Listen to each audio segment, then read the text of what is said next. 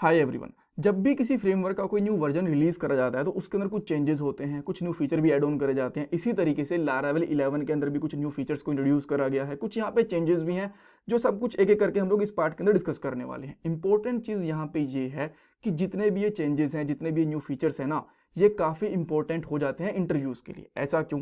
देखो, बहुत बार इंटरव्यूअर ऐसे क्वेश्चंस पूछता है जो कि लेटेस्ट वर्जन से रिलेटेड होते हैं, ताकि वो ये चेक कर पाए कि आप कितने अप टू डेट हैं उस चीज को लेके जिसके लिए आप लोग यहाँ पे इंटरव्यू देने आए हैं। और अगर आप उनका अच्छे से आंसर देते हो तो काफी एक पॉजिटिव इंपैक्ट भी पड़ता है। ऑलराइट, सो हर एक चीज को यहाँ पे ध्यान से समझना, अच्छे से सुनना। हाँ, जितने भी न्यू फीचर्स आए हैं मैंने यहाँ पे लिस्ट डाउन कर दिया है और हर एक फीचर के लिए मैंने एक अलग से स्लाइड भी बनाई है। यहाँ पे आप देख पा रहे होगे, यहाँ पे इनको अच्छे से डिटेल में डिस्कस भी करेंगे। कुछ फीचर्स के लिए हमें प्रैक्टिकल इंप्लीमेंटेशन की जरूरत पड़ सकती है, एग्जाम्पल देखने पड़ सकते हैं, कोड वगैरह करना पड़ सकता है। वो इस पार्ट में नहीं करेंगे, जहाँ पे मैं आपको स्क्रीनशॉट की हेल्प से समझा दूंगा। प्रैक्टिकल इंप्लीमेंटेशन के लिए हम लोग हर एक टॉपिक के ऊपर एक अलग से पार्ट लेके आएंगे ताकि हम लोग उसको आराम से समझ पाएं। अदरवाइज प्रैक्टिकल इंप्लीमेंटेशन बहुत ज़्यादा हो जाएगा और ये वीडियो काफ़ी लेंथी हो सकती है। सो यहाँ पे हम लोग स्क्रीनशॉट्स वगैरह की हेल्प से समझेंगे, एक दो कमांड वगैरह रन करके देख लेंगे, बट मोस्टली ये चीज़ थ्योरेटिकली रहेगी, बट काफ़ी इंपॉर्टेंट है इंटरव्यूज़ के लिए। ठीक है, तो अच्छा, ये हमारी लारावेल 11 की प्लेलिस्ट भी है जो आपकी डेफिनेटली हेल्प करने वाली है। लारावेल की जॉब में, प्रोजेक्ट में, इंटरव्यूज में पूरी प्लेलिस्ट देखना, लिंक मैंने डिस्क्रिप्शन बॉक्स में डाल दिया। सबसे पहले बात करते हैं कि देखो, अगर आप लोग लारावेल 11 और 10 दोनों का स्ट्रक्चर देखते हो ना, तो आपको साफ पता चलेगा कि लारावेल 11 के अंदर कम फाइल्स हैं और उनके अंदर काफ़ी फोल्डर्स में भी काफ़ी डिफरेंस है। मैं आपको यहाँ पे दिखाता हूँ।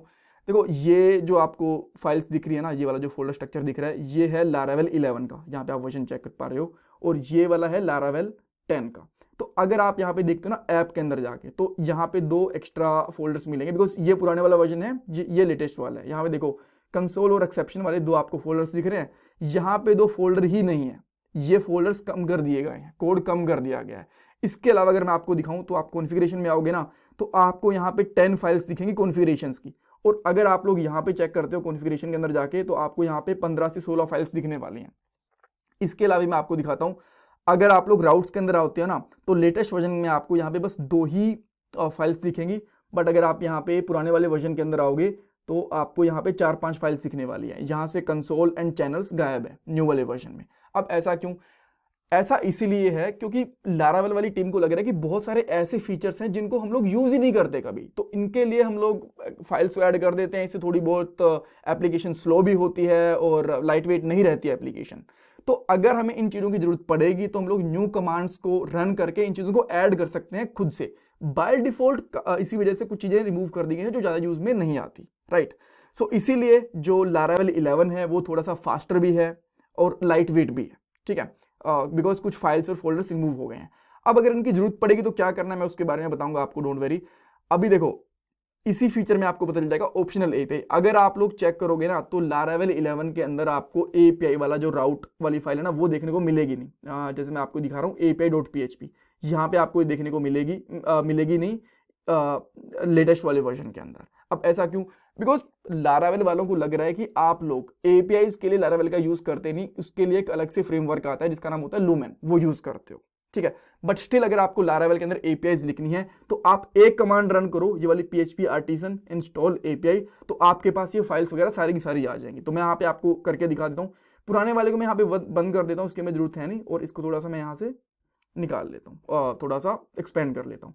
और यहाँ पे अगर आप लोग सिंपली ये वाली कमांड रन कर दो, मैं इनको हटा देता हूँ यहाँ से, और अगर आप सिंपली यहाँ पे करते हो php artisan install API, तो आप देखो कुछ न्यू फीचर्स और फोल्डर्स यहाँ पे हमें मिल जाएंगे।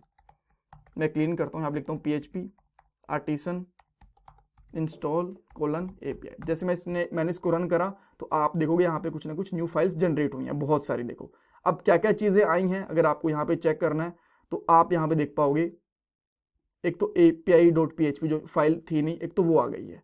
देन इसके अलावा, अच्छा ये तो एक अलग चेंज है, पहले का पुराना चेंज है। उसके बाद में एक यहाँ पे माइग्रेशन आ गई है, सेंटम की फाइल आ गई है, ऐप.कॉन्फ़िगरेशन के अंदर यहाँ पे एपीआई वाला राउट ऐड हो गया है, पैकेज.json के अंदर कुछ चेंजेस आ गए, सेंटम वगैरह आ गया है, राइट। ये सारी चीज़ें आ गई हैं। सो कहने का पॉइंट ये है कि अगर आपको एपीआईज यूज़ करनी है तो इसी तरीके से आप लोग उनको इंस्टॉल कर सकते हो। बाय डिफॉल्ट लाइट वेट बनाने के लिए फ्रेमवर्क को ये चीज़ें रिमूव कर दी गई हैं। इसी तरीके से अगर आपने इस प्लेलिस्ट के अंदर एक लोकलाइजेशन वाला पार्ट देखा हो, तो बाय डिफॉल्ट लोकलाइजेशन भी रिमूव कर दिया, आप उसको इंस्टॉल करोगे तो वो चलेगी, ठीक है। अच्छा, उसके बाद में देखो जो बाय डिफॉल्ट लारावेल 10 या फिर उससे पहले डेटाबेस आता था ना, तो वो होता था माइस्क्यूएल। अगर मैं आपको यहाँ पे .env वाली फाइल दिखाता हूँ, तो अभी आपको यहाँ पे मिलेगा एसक्यूएल लाइट, बाय डिफॉल्ट ये मिलेगा आपको, ठीक है। बट पहले क्या मिलता था, माइस्क्यूएल। सो ये एक चेंज कर दिया गया है। अब ये क्यों इंपॉर्टेंट है, बिकॉज इंटरव्यूज के अंदर भी पूछा जा सकता है, और अगर आप जब यहाँ पे डेटाबेस कनेक्ट करने की कोशिश करोगे तो यहाँ पे आपको चेंज करना पड़ेगा। हो सकता है आप पुराने वाले के हिसाब से चलो तो सोचो कि यार यहाँ पे कुछ चेंज करने की जरूरत नहीं है, और आपको ये चीज ध्यान ना रहे। Alright, okay. नेक्स्ट चीज क्या है, लारावेल रिवर्ब। ये क्या है, देखो ये लारावेल फ्रेमवर्क का इसका कोई फीचर नहीं है, एक अलग से पैकेज बनाया गया। आप इसको पैकेज को इंस्टॉल कर सकते हो कंपोजर की हेल्प से, बट अभी जब अगर आप रन करोगे ना तो इसके अंदर ये वाला पैकेज नहीं मिलेगा, ठीक है। ये एक न्यू पैकेज इंट्रोड्यूस करा है, आप इसको चाहो तो इंस्टॉल कर सकते हो।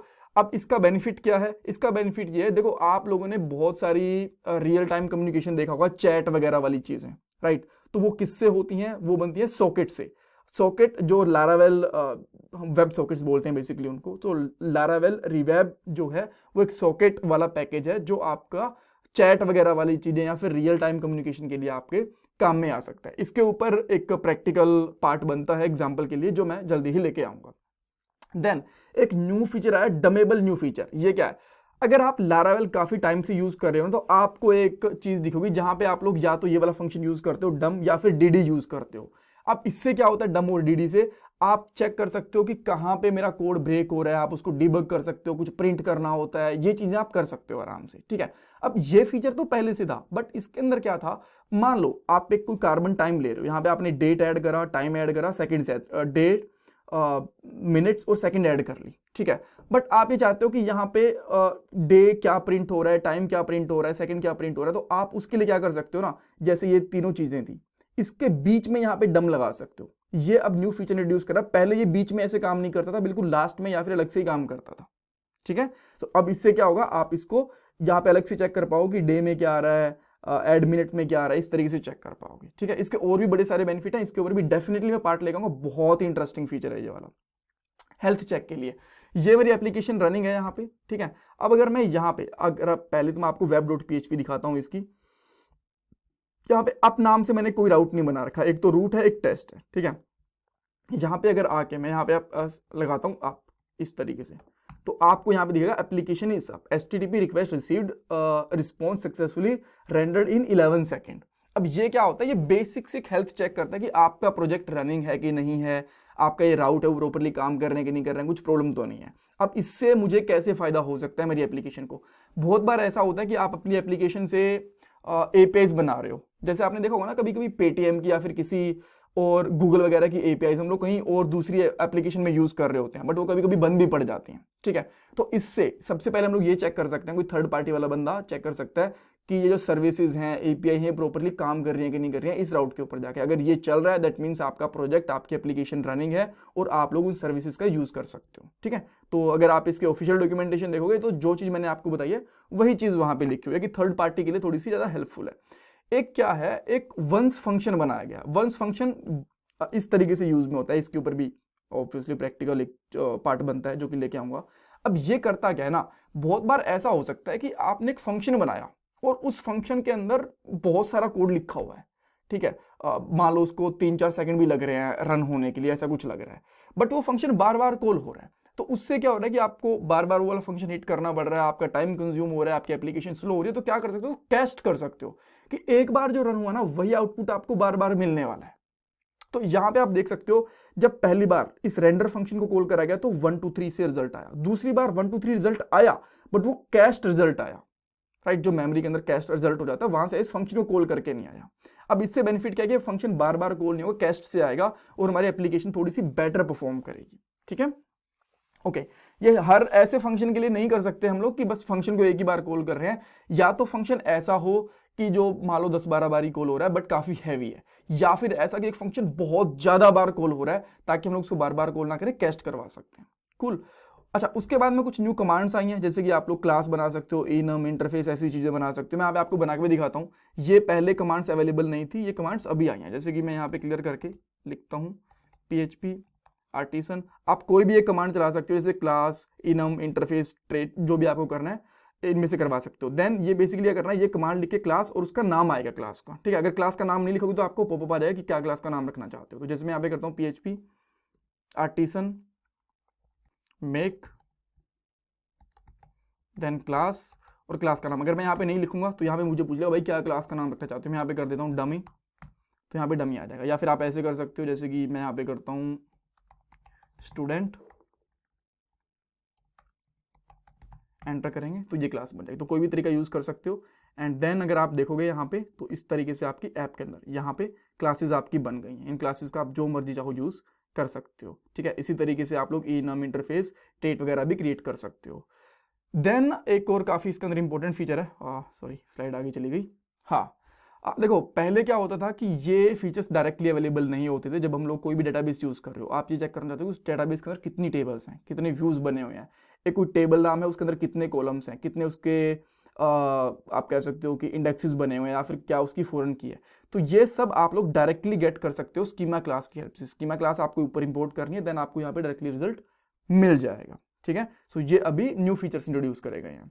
देन उसके बाद में एक होता है कि पर सेकंड रेट लिमिट, कि कोई एक स्पेसिफिक आईपी है, कि कोई स्पेसिफिक यूजर है, वो 1 सेकंड के अंदर 1 लाख रिक्वेस्ट मार रहा है। आप बोल सकते हो कि यार एक यूजर 1 लाख रिक्वेस्ट कैसे कर सकता है। बहुत बार क्या करते हैं, आप हैकर बोल लो या फिर आप लोग कह सकते हो कि कोई लूप वगैरह लगा के कमांड लाइन की हेल्प से हम लोग बहुत सारी रिक्वेस्ट भेज सकते हैं लूपिंग के थ्रू, ठीक है। ये जावास्क्रिप्ट से बहुत इजीली पॉसिबल है। और हो सकता है कभी ना कभी आपके पास, अगर आप रिएक्ट या फिर एंगुलर यूज कर रहे हो तो आपने गलती से लूपिंग के अंदर कोई क्लास कॉल कर दी और एक एपीआई बहुत बार ज़्यादा बार कॉल हो गई हो, ठीक है।